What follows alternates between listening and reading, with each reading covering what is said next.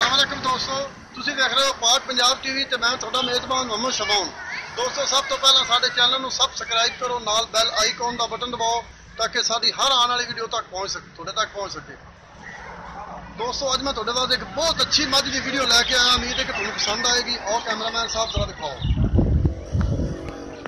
और कैमरामैन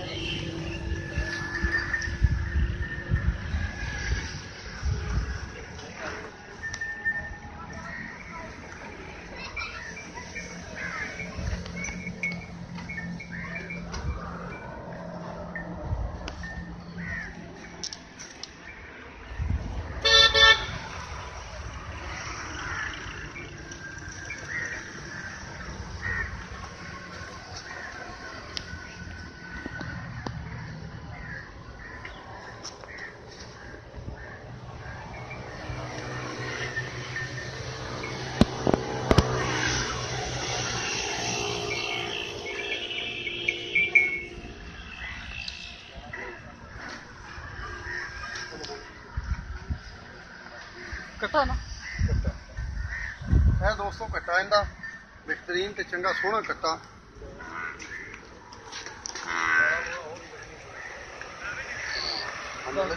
मेले तो भी ला दी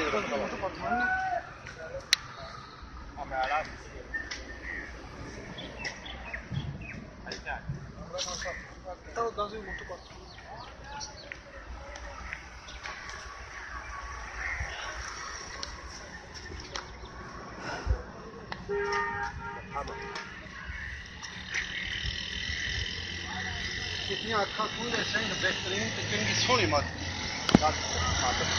हम दोस्तों बुलाने आप मालक में। हाँ भाई अस्सलामुअलैकुम जी, की नाम है सर अपना?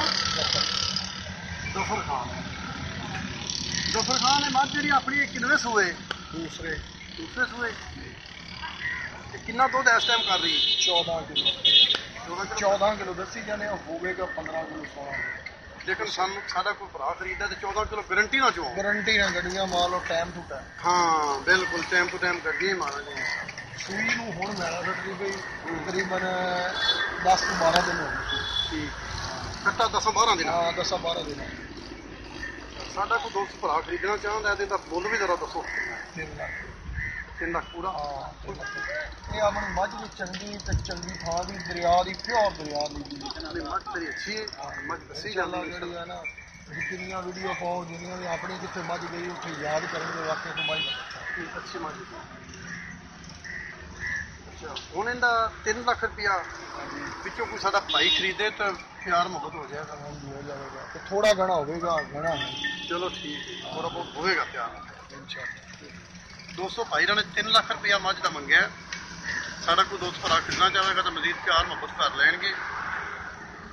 साडा कोई भाई खरीदे तो साडा नंबर लगे डिस्क्रिप्शन के 0304 399 539, इस ते साडा राबता कर लो।